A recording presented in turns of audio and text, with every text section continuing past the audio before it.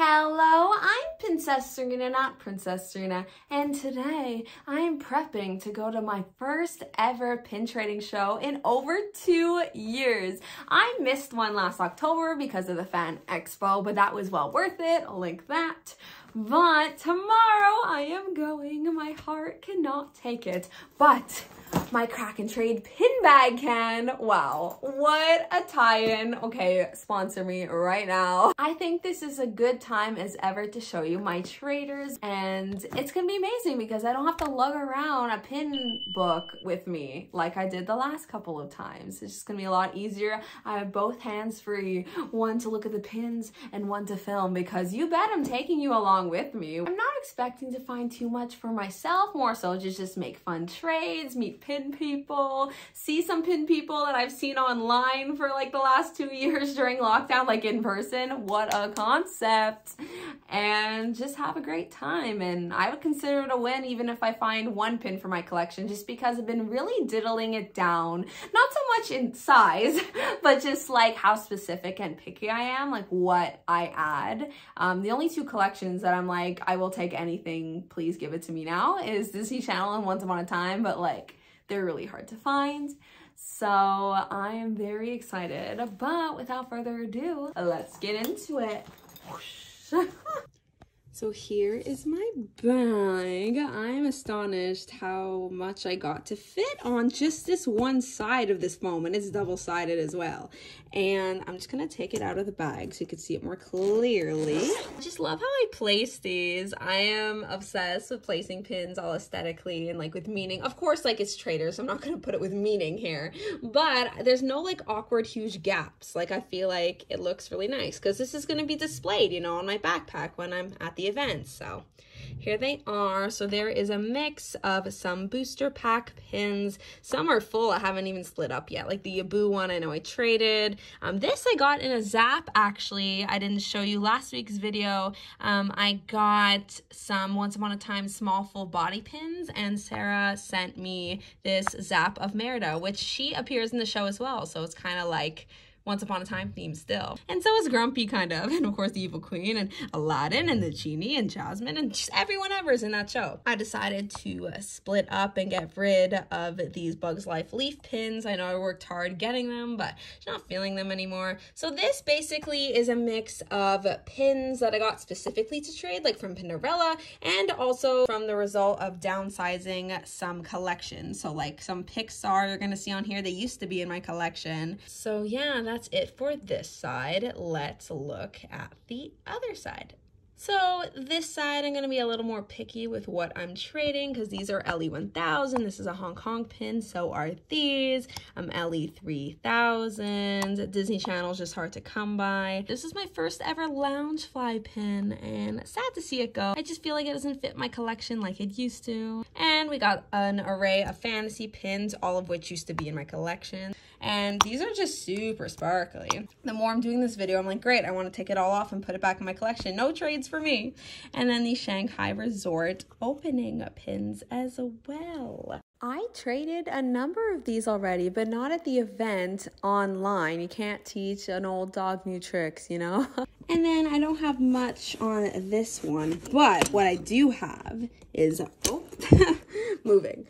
But what I do have is pretty epic, so I'm getting rid of most, if not all, all my Disney pins on my Once Upon a Time pin board. Now that there's actually a lot of Once Upon a Time pins, there's no reason to fill up the board with some gorgeous Disney pins. I'm happy I own this though, like to see this and appreciate it in person. Like this whole collection was stunning, so I hope to make a good trade. This one I'm going to be a little more picky about, but here's the Snow White Castle pin. And shocker, I decided to get rid of these two marquee pins. I'm doubtful I'm going to trade them tomorrow, although you never know. But I would love to get some really limited edition Wally pins with this, Disney Channel, or maybe just even a bulk trade of like a lot of pins I like. We will have to see, but that is definitely a pin goal for this year, is to either make an incredible trade or to sell them off if I can't and use that money towards some grails of mine. Either way, they will contribute to making my pin heart very full. I love these movies, but I decided to just keep the Luca one when I rearranged my pin board. And then behind that, I actually put a bunch of my business cards that I ordered for Princess Serena. I also got some for Princess Productions, but I will show those one day in another video. This is for my personal pin life, just in case it wasn't made clear that Disney Channel is my main collection here. You have all the classics. I stuck with the early 2000s, and so to make it more aesthetically pleasing, I didn't put any live action characters. So for the live action shows like That's a Raven, Hannah Montana, etc., I just put like a logo of the show, and then I put the characters for the cartoon. I thought it blended better together that way. A preview exactly how tomorrow's gonna go. Oh my gosh, is that Princess Serena? Oh my gosh, I know you from YouTube. What is she wearing? Designer bag, crack and trade. Whoa, off the shoulder, look at that. Oh, but wait, well, it's reversible. Wow, how does she do it? Oh my gosh. Just a day in a pinfluencer's life. Disclaimer, I'm kidding. Oh my God, please. The next day. Today we are at our first Canadian pin meet in over 2 years. I'm so excited. It's in Oshawa, Canada, and I see so many people staring at me with all Disney stuff in hand walking inside. Yeah, I'm very excited. I just saw Funko Pop. I saw like a pin trading bag and I'm here for it. And I saw someone with an Elsa purse and a Baymax wallet. And I literally just parked like 2 minutes ago. So I cannot wait to see y'all inside. I'm so excited. So without further ado, let's get into the building. Let's go. Yep, I'm definitely in the right place. And oh my gosh, stepping into this room, let me tell y'all, I did not feel like a person. It was an out-of-body experience. And look at all these incredible pins, all these WDI. It took a few minutes to really soak up and process how I was actually a person in real time interacting with real people, not through a screen. And even though I don't collect any of these that I'm looking at right now, I can admire like all of the DSSH pins, the El Capitan, and just a lot of pins that I've never seen before. Wally, oh my gosh, I love that there were DVDs. Yeah, there are a couple things that weren't pins here as well. I'm just gonna insert a lot of pins, but like maybe 2% something else. And it's kind of cool to see like some pins I do have from my collection already here. I just had to resist the urge to say pin twins like every 2 seconds. And in total, I've only showed you 2 different tables. Like every table had so many pins, and I'm not even showing you every single pin at every single table because that would be like a 3-hour video. The Evil Queen, I asked, that's actually not a fantasy pin. It was so interesting to get more insight on some of the pins that I wasn't too familiar with the people at the table, and just to talk about Disney in general, and just the conversations. Like, it was so great that I was literally at this room for like 2.5 hours when the main pin room was like 3 times the size, and I only spent like 45 minutes in there because I just got caught up with so many conversations, like 3 or 4 20-30 minute conversations. These Loungefly huge pins, they need to make more. Okay, this pin, 150 Canadian exclusive key.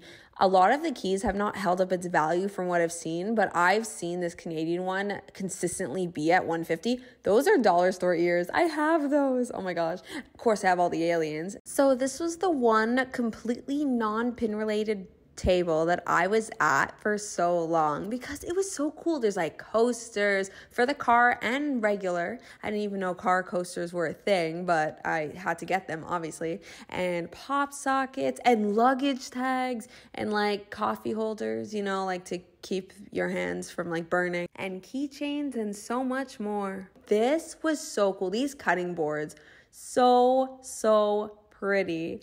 And Tangled the series, I mean, of course, every time I see Tangled now, I'm like, Tangled the series, is that you? But it's Tangled. So I pretend Tangled the series has merch, you know?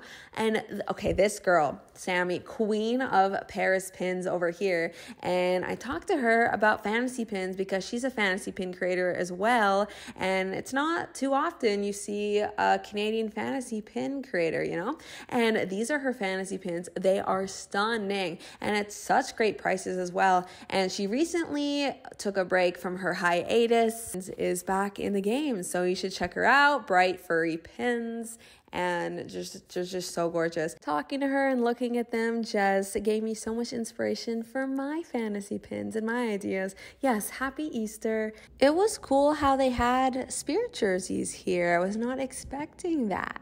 I was completely taken back when I saw this booth. I had to take a double take. Like, is this an American pin trading event or am I in Oshawa, Ontario?